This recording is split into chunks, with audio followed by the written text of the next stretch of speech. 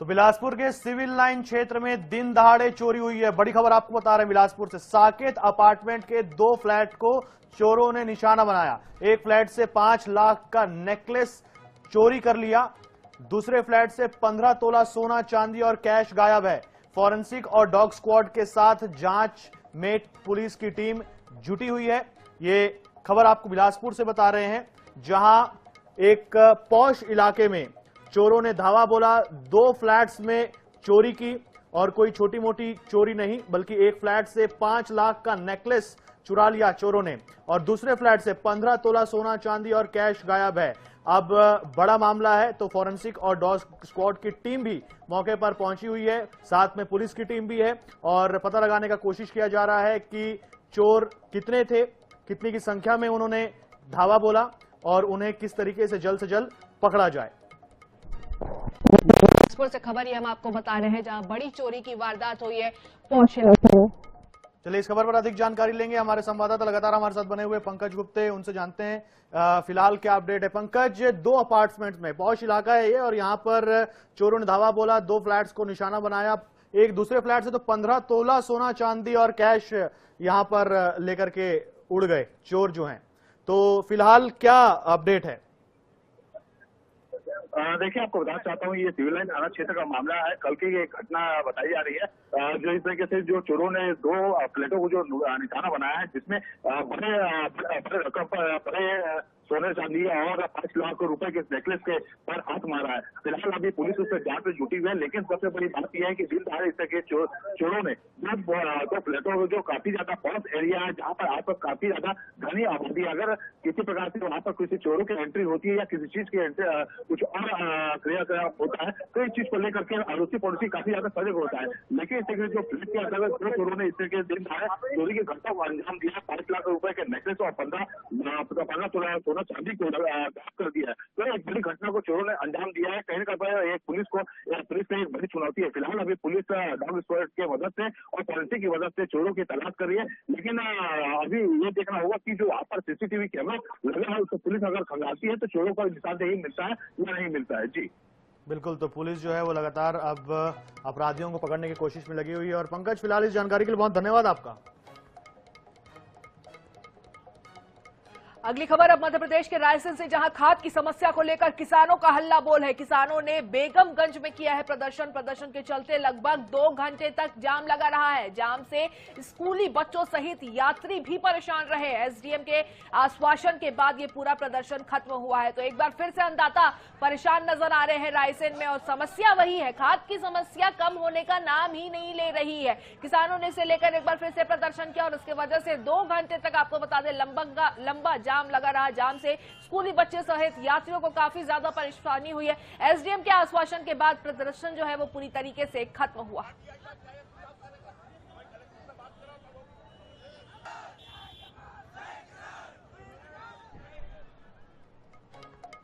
चलिए रायपुर से इस वक्त की बड़ी खबर आपको बताते हैं। प्रदेश भर के 10,000 से अधिक ठेकेदार लामबंद हुए हैं। कितने? 10,000 से अधिक। निर्माणी विभागों में भर्राशाही से ठेकेदार परेशान है। पीडब्ल्यूडी, पीएचई और जल संसाधन से भुगतान नहीं होने से ठेकेदार परेशान है और इस वजह से उन्होंने अब अल्टीमेटम दिया है शासन को 1 महीने का। मांगे नहीं मानने पर प्रधानमंत्री से शिकायत की चेतावनी तक दी गई है। मांग पूरी नहीं हुई तो सभी निविदा का बहिष्कार करेंगे, ये ठेकेदारों ने चेतावनी दी है।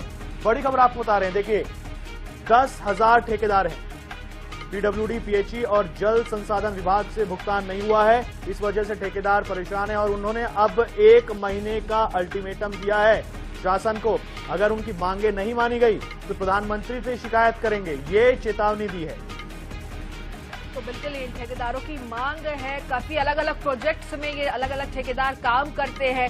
अब कभी कभी अपने जेब से पैसे लगाकर भी काम करते हैं, कभी मार्केट से पैसा उठाकर ये काम करते हैं, क्योंकि प्रोसेसिंग काफी ज्यादा लंबी है। पैसे जो निकलते हैं, बिल बनता है, उसके बाद वो फाइलिंग होती है, फिर वो अप्रूव होता है, फिर अप्रूवल मिलता है, फिर पैसे आते हैं। तो काफी लंबा समय इस चीज में लग जाता है कि उनको भुगतान नहीं हो पाता है और इसी भुगतान नहीं होने की वजह से इनको काफी ज्यादा परेशानियों का सामना करना पड़ता है, जिसको लेकर अब ये लामबंद नजर आ रहे हैं। इधर मध्य प्रदेश की राजधानी भोपाल से भारतीय जनता पार्टी की पूर्व सांसद साध्वी प्रज्ञा सिंह ठाकुर एक बार फिर अपने बयान को लेकर विवादों में है। दुर्गा वाहिनी के एक कार्यक्रम में साध्वी प्रज्ञा ने मंच से कहा कि अगर गैर हिंदू मंदिरों के बाहर प्रसाद बेचते दिखे तो उन्हें पीटा जाए और पुलिस के हवाले करने से पहले सबक सिखाया जाए। इतना ही नहीं, उन्होंने लोगों से अपील की है कि हर घर में तेज धार वाले हथियार मौजूद होने चाहिए ताकि आवश्यकता पड़ने पर उनका इस्तेमाल किया जा सके। यही नहीं, उन्होंने यहां तक कहा कि मंदिरों में नवरात्रि में ऐसे कई ग्रुप बनाकर खोजना पड़ेगा कि हमारे मंदिरों के आसपास प्रसाद कौन बेचता है। अगर प्रसाद बेचता हुआ कोई विधर्मी का पता चले तो जितनी हो सके उसकी ठुकाई करो।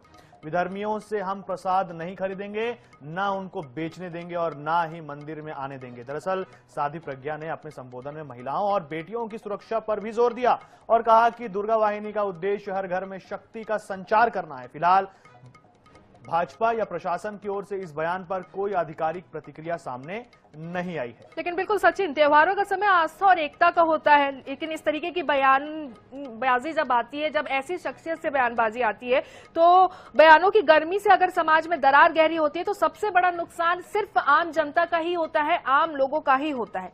कानून क्योंकि एक तरफ कहता है कि हिंसा की अपील अपराध है, लेकिन प्रशासन की तरफ से अभी तक इस बयान पर कुछ भी प्रतिक्रिया निकलकर सामने नहीं आई है। लेकिन अब ये देखना होगा कि इसे सिर्फ बयान मारकर छोड़ दिया जाता है या फिर इसे हेट स्पीच मानकर कोई इस पर कार्रवाई भी होती है।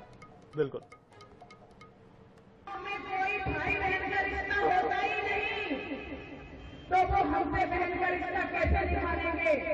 इसलिए सटे साक्ष्यम समा करे, इस प्रकार का मंत्र हमें हमारे शास्त्रों से लेकर के इस परिकुल में फंसेंगे और जो लोग फंसे हुए हैं हम उनको बाहर लेके आने का यह भी संकल्प करेंगे। ये संकल्प हमारे छोटे छोटे हैं।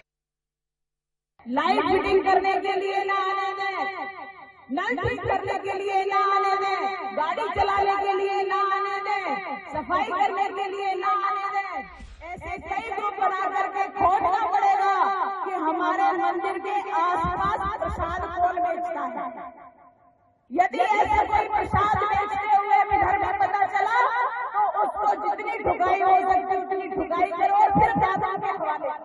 हर घर में हथियार रखने के लिए आह्वान करो। हर घर में नियम और कानून हम पालन करते हैं क्योंकि ये देश हमारा है। डिप्टी सीएम विजय शर्मा ने पहली बार टॉप नक्सली नेताओं के नाम सार्वजनिक किए हैं। इसमें सोनू, वेणुगोपाल, सतीश, भरसादेव और हिडमा शामिल हैं। विजय शर्मा ने कहा है कि राज्य सरकार नक्सलियों को मुख्य धारा में वापस लाने के प्रयासों में लगी हुई है। सभी आत्मसमर्पण करने वालों का रेड कारपेट से स्वागत किया जाएगा। डिप्टी सीएम ने कहा कि आत्मसमर्पण के बाद सभी से व्यक्तिगत रूप से चर्चा की जाएगी और उन्हें पुनर्वास योजना की प्रक्रिया में शामिल किया जाएगा। यह कदम नक्सली हिंसा समाप्त करने की दिशा में अहम माना जा रहा है। तो डिप्टी सीएम विजय शर्मा का यह बयान निकलकर सामने आया है और उन्होंने पहली बार, आपको बता दें कि हार्डकोर नक्सली जो होते हैं, मतलब जो बड़े नक्सलियां होते हैं, उनके नामों का जिक्र किया है अपने बयान में। सुनते हैं क्या कहा है। मैं बड़ी स्पष्टता से कह रहा हूं, सोनू जो है, जो वेणुगोपाल हैं, सतीश हैं, भारसेदेवा हैं, हिडमा है, ये आना चाहते हैं, शीघ्र आ जाएं। सरकार लाल कालीन बिछाकर इनका स्वागत करेगी। आ जाएं, पुनर्वास करें, चर्चा भी उसके बाद होगी और उस पर क्या करना है ये देखा जाएगा, लेकिन इनको जल्दी ही आ जाना चाहिए। इधर राजनांदगांव के छुरिया थाना क्षेत्र में महतारी एक्सप्रेस वाहन से अवैध शराब तस्करी का मामला सामने आया है। पुलिस ने महाराष्ट्र निर्मित संतरी शराब की बड़ी खेप पकड़ी और तस्करों के खिलाफ सख्त कार्रवाई की है। यह गिरफ्तारी अवैध शराब सप्लाई की रोकथाम में एक बड़ी सफलता मानी जा रही है। पुलिस इस मामले की जांच कर रही है और अन्य सहयोगी तस्करों की खोज में जुटी है। शराब तस्करों पर शिकंजा कसा गया है। राजनांदगांव में तस्वीरें भी निकलकर सामने आई है। पुलिस की सतर्कता से बड़ी कामयाबी मिली है।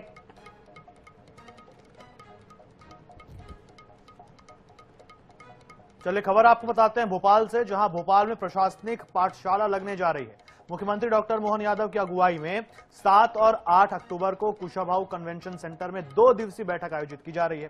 इसमें सभी कलेक्टर, कमिश्नर, पुलिस और नगरीय प्रशासनिक अधिकारी शामिल होंगे। इस 2 दिवसीय बैठक का उद्देश्य राज्य के प्रशासनिक तंत्र में समन्वय बढ़ाना और साल भर के रोडमैप पर निर्णय लेना है। मुख्य सचिव अनुराग जैन इस दौरान सत्रों की मॉनिटरिंग करेंगे। वहीं बैठक में आईएएस अधिकारियों और पुलिस अधिकारियों का संयुक्त सत्र भी होना है।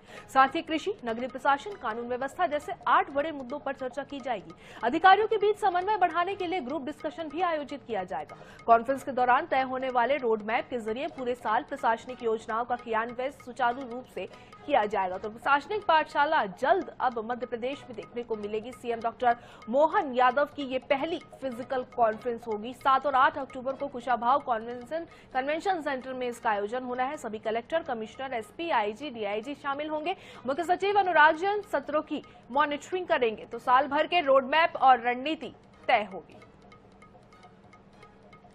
बुलेटिन में आगे बढ़ते हुए बात इंदौर की कर लेते हैं, जहां नगर निगम को देपालपुर नगर परिषद को स्वच्छता के शीर्ष शहरों में शामिल करवाने का टास्क मिला है।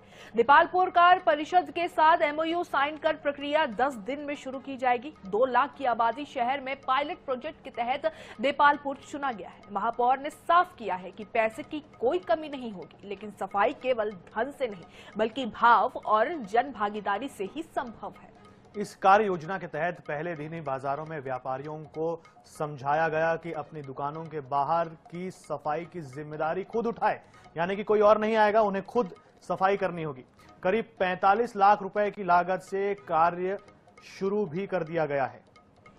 तो सफाई जन भागीदारी से ही संभव है, ये कहा है महापौर ने। देपालपुर नगर परिषद बनेगा स्वच्छ शहर।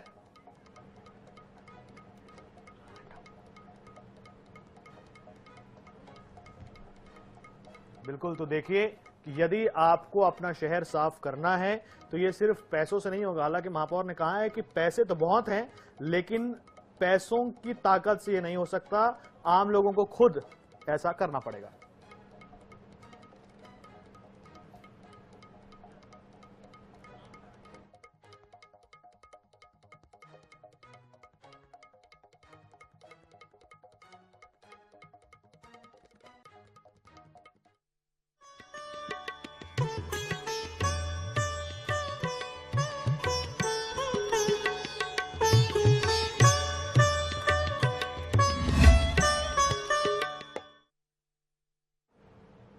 तो आदि शक्ति की आराधना में बात कर लेते हैं संस्कार धानी जबलपुर की, जहां शारदीय नवरात्र पर शहर से लेकर ग्रामीण क्षेत्रों में बने पंडालों में मां दुर्गा और काली की प्रतिमाएं विराजमान हैं, जिनके दर्शन करने बड़ी संख्या में श्रद्धालु पहुंच रहे हैं। सुनहराई में नगर सेठानी के नाम से आकर्षक प्रतिमा के पास देखने मिली है। इसके साथ ही ग्राम भगराजी में 9 देवियों की प्रतिमाएं, कुंडेश्वर धाम भी ग्रामीणों की आस्था का केंद्र बना हुआ है। ग्राम भगराजी में देवी भक्तों से बात की हमारे जबलपुर संवाददाता फतेह सिंह ने।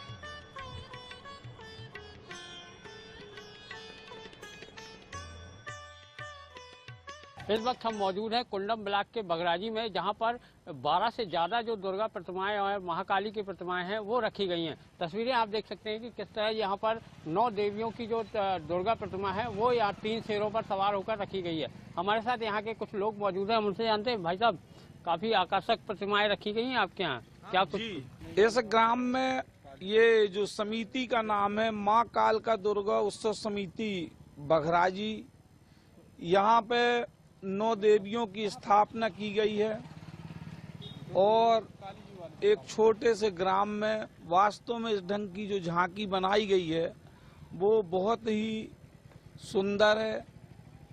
और यहाँ पे जो है शाम के आरतियाँ जब होती हैं हर पंडालों में, तो ऐसा लगता है जैसे यहाँ पे एक छोटा जबलपुर स्थापित हो। बिल्कुल। बगराजी की बात करें तो कितनी प्रतिमाएं आपके यहाँ पर रखी गई हैं? 12 प्रतिमाएं रखी हुई हैं यहाँ पे। हाँ, अलग अलग पंडालों में सभी अलग अलग झांकियाँ बनी हैं। हाँ, अगर सुरक्षा की बात करें तो किस प्रकार यहाँ पर पूरी की गई है पुलिस प्रशासन की? अच्छा माहौल चल रहा है और अपना पुलिस प्रशासन का भी बहुत अच्छा सहयोग मिल रहा है।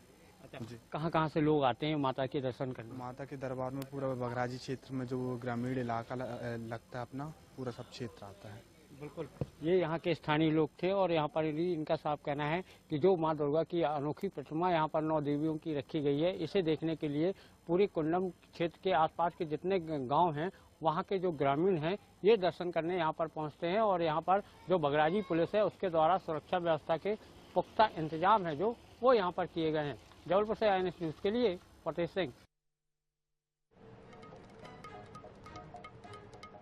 चलिए आगे बढ़ेंगे। जबलपुर के एक गांव में नर्मदा मैया ने एक नास्तिक युवक का ऐसा हृदय परिवर्तन किया कि वह पूरी तरह माता की भक्ति में लीन हो गया है। ग्राम पंचायत डबरा कला के ग्राम महगवा में रहने वाला शंकर ठाकुर नशे की गिरफ्त में था। पिता उससे बहुत परेशान थे। एक दिन बेटे को लेकर अमरकंटक गए। वहां से आने के बाद उसके बेटे को अमरकंटक की मैया ने सपने में दर्शन दिए। कहा वह जगत कल्याण के लिए अखंड ज्योत जलाकर बिना जल आहार के उपासना करेगा। शंकर का इस बात से पूरी तरह हृदय परिवर्तन हो गया। आज पूरे क्षेत्र में शंकर पंडा बाबा के नाम से जाना जाता है। नवरात्रि में अपने सीने में अखंड ज्योत जलाकर लेटा हुआ है। मामले में शंकर के पिता से बात की हमारे जबलपुर संवाददाता फतेह सिंह ने। नवरात्र पर माता दुर्गा और मां काली के अनेकों भक्त होते हैं जो तरह तरह के यहाँ पर अपनी भक्ति दिखाते हुए तरह तरह के जो अनुष्ठान है वो करते हैं। लेकिन आज हम आपको ग्रामीण क्षेत्र के ग्राम पंचायत डबरा कला के महगवा की एक ऐसी तस्वीरें दिखाने जा रहे हैं जहां पर एक माता रानी का जो भक्त है वो अपने पेट पर अखंड ज्योत जलाकर यहाँ पर लेटा हुआ है। तस्वीरें आप देख सकते हैं कि यहाँ पर जो मैं पहले आपको तस्वीरें दिखाता हूँ, ये यहाँ के रहने वाले हैं, एक युवक हैं और इन्हें माता रानी ने सपने में आकर इनका हृदय परिवर्तन कर दिया है। हम पहले सीधे उन्हीं से बात करते हैं। महाराज जी, क्या परिवर्तन हुआ इस बार शारदीय नवरात्र पर? जी, भाव बदला, भाव आया जी। 3 साल से है हमको विराजमान। 2 साल तक धरती में अखंड ज्योत जलवाया माता रानी ने। 3 साल से पेट में ज्योत मांग लिया जी। पहले क्या करते थे आप? JCB चलाता था, मजदूरी। JCB चलाते जी। कुछ नशा पत्ती वगैरह भी आप करते थे? नशा करता था, दारू पी लेता था। एकदम से परिवर्तन कैसे आया आप? माता जी की कृपा हुई जी। हम इनके जो पिताजी हैं उनसे भी बात करते हैं। आपके बेटे में इतना गहरा परिवर्तन कैसे आया? सर वो तो ऊपर वाले जाने। मैं तो मैया से यही आराधना कर रहा था। मैं तो 3-3 दिन भोजन नहीं करता था इसकी चिंता में। गलत राह के कारण है। वो एक बेटा है। मैंने मैया से आराधना की है, मैया सत्य बुद्धि दो। और मैं तो हमारे गांव के सभी लोग जानते हैं मैया के दरबार में। मैं यहाँ से नहीं, इसके पहले मैं भटिया ग्राम में भी रहता था। मैया के दरबार में 9-10 दिन मैं सोता नहीं था चैन से। रामलीला करवाता था, पूरा दरबार को हरा भरा रखता था। और मेरे इस आराधना को सुनकर मेरे बेटा का इस मार्ग बदला, मुझे आनंद है। बड़ी संख्या में जो यहाँ के ग्रामीण हैं वो यहाँ पर जमा हुए हैं और साथ ही यहाँ पर महिलाएं हैं। यहाँ पर जस वगैरह भी गाती हैं यहाँ पर देर शाम तक। और अष्टमी के दिन जो ये कलश है इसकी यहाँ पर समापन होगा और साथ ही यहाँ पर गांव में बड़े ही भक्ति भाव से माँ देवी रानी का जो अनुष्ठान है वो यहाँ पर किया जाएगा। जबलपुर से INS न्यूज के लिए फतेह सिंह।